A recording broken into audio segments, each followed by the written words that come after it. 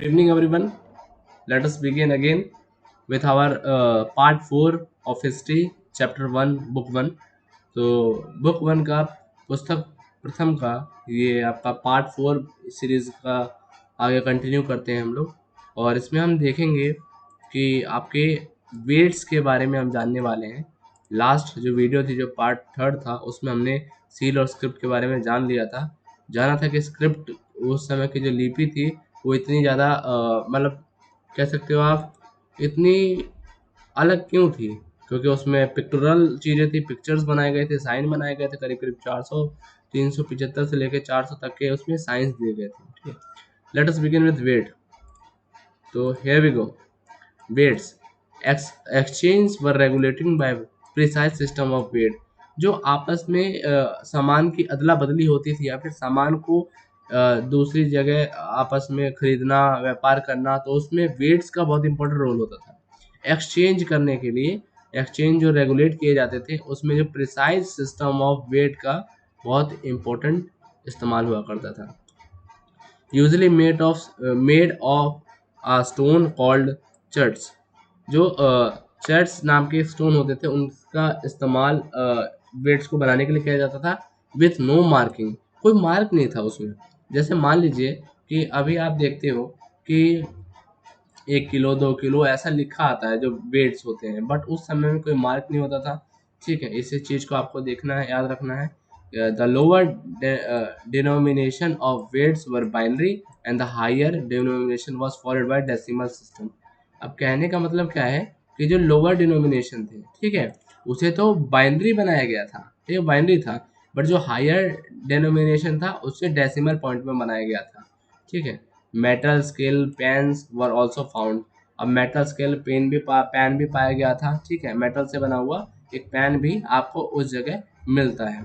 Weights के आधार पे बोला जा रहा है। ठीक है, नेक्स्ट हमारा टॉपिक है, जो इस समय वीडियो का टॉपिक ही है, वह एंशंट अथॉरिटी। अब इसमें हम एक चीज़ समझेंगे कि उस समय हड़प्पा सभ्यता में कोई अथॉरिटी थी, कोई किंग था, कोई गवर्नर था उस समय कि नहीं था, उसके बारे में हम चलिए डिस्कस कर लेते हैं। तो the extraordinary uniformity of Harappan artefacts from Jammu to Gujarat indicating to a higher authority. अब एक चीज़ देखिए कि आप इतनी ज़्यादा यूनिफॉर्मिटी है, मतलब कि समानताएं हैं। ठीक है, कहाँ कहाँ से, जम्मू से लेकर आप गुजरात तक चले जाइए, जम्मू से गुजरात तक में पूरी की पूरी समानताएं हैं, जो इस बात का आधार है कि वहाँ पर कोई हायर अथॉरिटी जरूर रही होगी, वरना इतने सारी चीज़ों को एक साथ फैसिलिटेट कराना बहुत ही ज़्यादा मुश्किल है। ठीक है, और large building found at Mohenjodaro was label as palace of archaeologist. अब एक पैलेस मिला है, आर्कियोलॉजिस्ट को एक पैलेस मिला है, एक लार्ज बिल्डिंग मिली है मोहनजोदड़ो में। ठीक है, जो इस बात का भी संकेत है कि वहाँ कोई ना कोई अथॉरिटी तो पक्का ही रहती होगी। अब यहाँ पे और आगे बढ़ते हैं। लिखा है a stone statue was labeled continue to be known as priest king। एक स्टैचू है आपकी किताब के अंदर जो कि प्रिस्ट किंग नाम से है, तो उसे भी आप ये कह सकते हो कि राजा के आधार पर, या फिर राजा का कोई प्रिस्ट रहा हो, राजा खुद रहा हो जिसने वो मूर्ति बनवाई हो। अब ऐसा तो है नहीं कि कोई मामूली इंसान बनाता होगा। अगर मामूली इंसान बनाता तो एक ही थोड़ी ना रहती, और भी रहती, कई घरों में रहती, अगर एक तरीके का कल्चर ही होता।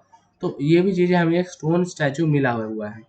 सम archaeologists are opinion that Harappan society had no ruler. Mark my point, no ruler. अब यहाँ पे कई सारे मतभेद हैं कि एक कह रहा है कि रूलर हो सकता है क्योंकि वहाँ पे इतनी यूनिफॉर्मिटी है यानी समानताएं हैं।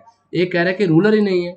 Other feels that there was no single ruler. Other क्या, तीसरा ये तथ्य है। पहला तथ्य क्या है कि वहाँ पे रूलर है, दूसरा है नो रूलर, तीसरा देखो क्या है, other feels that there were no single ruler but several बहुत सारे हैं। Yet other argues that there was a single state because of similarity in artifacts। फिर से वही बात कि यहाँ पर कोई कह रहा है, अलग अलग मतभेद हैं। कोई कह रहा है कि एक ही किंग है, कोई कह रहा है बहुत सारे किंग हैं, कोई कह रहा है किंग ही नहीं है। ठीक है, तो ये सब जो है अथॉरिटी के बारे में यहाँ पे डिस्कस किया गया है। देखो, हम ये रिवीजन सीरीज कर रहे हैं। ठीक है, यदि आपको डिटेल वीडियो चाहिए, यदि आपको पूरा डिटेल में जानना है, तो प्लीज़ कमेंट सेक्शन में आप एक बार बताइए, हम डिटेल वीडियो भी बना सकते हैं हर एक टॉपिक के बारे में। The end of Harappan civilisation. अब हड़प्पन सभ्यता का खात्मा कैसे हुआ? By 1800 before common era most of the major Harappan sites were amended, यानी खत्म हो गई। 1800 बिफोर कॉमन एरा तक आते आते बहुत सी जो मेच्योर हड़प्पन सभ्यता की जो साइट्स थी वो सारी खत्म हो गई। Around 1200 before common era this civilisation was completely vanish. 1200 BCE में पूरी तरीके से सिविलाइजेशन का खात्मा हो जाता है, वैनिश हो जाती है, खत्म हो जाता है। After 1900 rural way of living what was called as late Harappan और सक्सेसर कल्चर इमर्ज्ड। कहने का मतलब क्या है, 1900 बिफोर कॉमन एरा आते आते जो हम काइंड ऑफ कहते हैं लेट हड़प्पन कल्चर, ठीक है, वो जो है वो चल रहा होता है और उसके जो सक्सेसर होते हैं, जो उस कल्चर के आगे बढ़ाने वाले होते हैं, वो इमर्ज होते हैं। आगे आप देखोगे कई सारी चीज़ें थी, जैसे आर्यंस का हमला कर देना, ठीक है, फ्लड्स थे, आगे आप पढ़ने वाले epidemics, Aryan invasion, change in the course of river Indus, earthquakes, ये सारे कई कारण हैं। क्या महामारियाँ आ गई। अब मान लो कि आर्यंस जो सेंट्रल एशिया वगैरह से आए थे, अब रिवर इंडस रिवर का कोर्स चेंज हो जाना, फ्लड्स आ जाना, ठीक है, उसकी वजह से अर्थक्वेक आ जाना, ये जो है main reason the decline of the civilisation. Almost 1900 before common era there was explicit sign about the decline of civilisation, यानी कि 2600 से शुरू हुई और 1900 में आकर खत्म होती है आपकी ये हड़प्पा सभ्यता सिविलाइजेशन, ठीक है। तो ये तो हमारा एक पर्टिकुलर एक बहुत ही अच्छा चैप्टर है। इसमें हम अगला टॉपिक जो कवर करने वाले हैं डिस्कवरिंग द हड़प्पन सिविलाइजेशन। अब डिस्कवर किस तरीके से किया गया, और यहाँ पे एक हम अलेक्जेंडर कनिंघम का एक कन्फ्यूजन भी पढ़ने वाले हैं, भ्रम जिसे कहा जाता है कि उनको क्या भ्रम हो गया था। तो let us start with the first director general, यहाँ जनरल आएगा, सॉरी एल आएगा, जनरल ऑफ ASI यानी archaeological survey of India was Alexander Cunningham. ये डेट याद रखो 1862 में अलेक्जेंडर कनिंघम जो कि डायरेक्टर जनरल बने थे, फर्स्ट डायरेक्टर जनरल, ठीक है, किसके, ASI के, आर्कोलॉजिकल सर्वे ऑफ इंडिया के, ठीक है।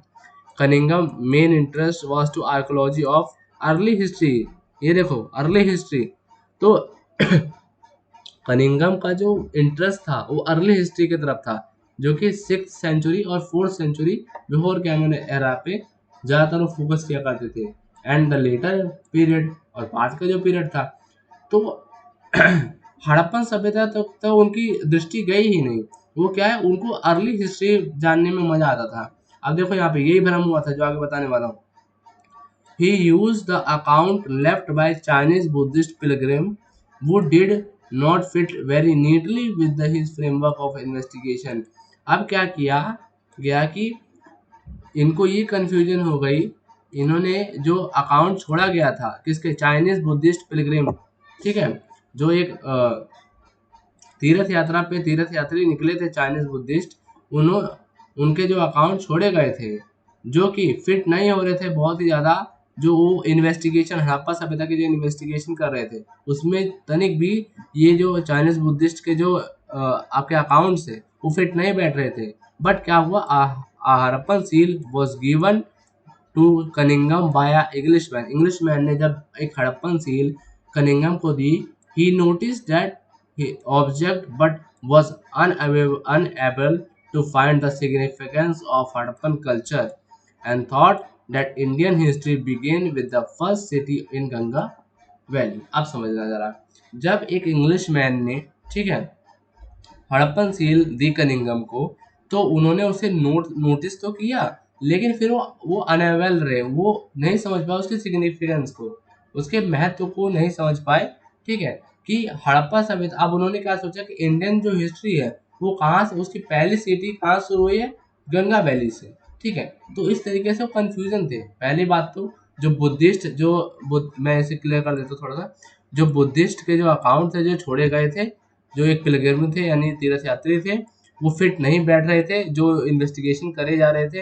हड़प्पन सील जब एक इंग्लिशमैन ने किसको दी, अलेक्जेंडर कनिंघम को दी, तो उन्होंने नोटिस तो किया लेकिन वो अनेबल रहे उसकी सिग्निफिकेंस को फाइंड करने में, हड़प्पा सभ्यता के सिग्निफिकेंस फाइंड करने में बहुत ही ज़्यादा उन्होंने एक भ्रम में वो थे। उन्होंने ऐसा सोचा कि जो इंडियन हिस्ट्री है वो कहाँ से बिगन, कहाँ से शुरू हुई है, with the first city in the Ganga valley. Ganga valley की सिटी जो फर्स्ट सिटी थी वहां से इंडियन हिस्ट्री की शुरुआत हुई है। उनको तनिक भी ये नहीं था कि बहुत पुरानी सभ्यता है। ठीक है, अब आगे बढ़ते हैं थोड़ा सा और देखते हैं न्यू ओल्ड सिविलाइजेशन। ठीक है, न्यू ओल्ड सिविलाइजेशन में क्या है, John Marshall stint as director general of archaeological survey of India ASI marked a major change in Indian archaeology. Indian archaeology का अगर मेजर चेंज अगर किसी को माना जाता है तो जॉन मार्शल थे, जो कि आगे चल के director general of archaeological of survey of India बनते हैं। He was the first professional archaeologist who has experience of working Greece and Crete. ये सिर्फ यहाँ पे नहीं आए थे, इन्होंने आर्कोलॉजी ग्रीस में भी की थी, क्रेटा, दो अलग अलग एक काइंड ऑफ आप कह सकते हो कि देश है, वहां पर भी आर्कोलॉजी थे। He announce the discovery of a new civilisation of Indus valley to the world which was also contemporaneous with the Mesopotamian civilisation. इन्होंने पहली बार वर्ल्ड को अनाउंस करके बताया था कि कोई इंडस वैली नाम की एक सिविलाइजेशन है जो कि बिल्कुल Mesopotamian civilization kind of type of लगती है। Many Indian archaeologists like Dayaram Sahni, SN Roy, RS Bisht, BK Thapar have played a great role in excavation of Indian Indus valley civilization. अब ये जो नाम आ रहे थे, दयाराम साहनी को ले लो, SR रॉय को ले लो, RS बिस्ट को ले लो, तो ये सब जो थे इंडियन आर्कोलॉजिस्ट थे, इन्होंने बहुत ही सिग्निफिकेंट रोल प्ले किया है क्या चीज करने में, आपके इंडस वैली सिविलाइजेशन को फाइंड आउट करने में, उनको और ज्यादा जानने में। Dayaram Sahni discover the first Harappan civilisation in 1921। 1921 में हड़प्पन सिविलाइजेशन को पहली बार किस भारतीय आर्कियोलॉजिस्ट ने किया था, दयाराम साहनी ने 1921 में। एंड रखाल दास बनर्जी जिन्होंने डिस्कवर किया था मोहनजोदड़ो 1924 में। The main centre of India are Kalibangan, Sangol, Kalibangan. ठीक इस तरीके से मेन सेंटर है किसके, मोहन। और यहाँ पे एक और चीज है कि मेन सेंटर जो है हड़प्पा सभ्यता का कहाँ कहाँ है, कालीबंगन है, संगोल है, और ढोलावीरा है, राखी गढ़ी है, बनावली है, लोथल है। ठीक है, यहाँ पर ये आपका टॉपिक जो है वो होता है ख़त्म। ठीक है, हमने बाकी के सारी चीज़ें डिस्कस कर ली हैं, जो भी इम्पोर्टेंट था वो सब हमने आपको क्लियर करवा दिया है। इस चैप्टर से रिलेटेड अगर आपको कोई भी डाउट हो, यहाँ हमारा एक रिवीजन सीरीज थी जो कि चैप्टर नंबर 1 हिस्ट्री का पूरा रिवाइज हमने कर लिया है। नेक्स्ट वीडियो जो होगा वो आपका चैप्टर 2 होगा, जो कि है फार्मर्स, जो किंग्स के बारे में है, और बाकी हम उसमें और भी चीज़ें मॉडर्न एम्पायर के बारे में भी डिस्कशन करने वाले हैं। तो आज के लिए इतना ही, मिलते हैं अगली वीडियो में। Thank you very much.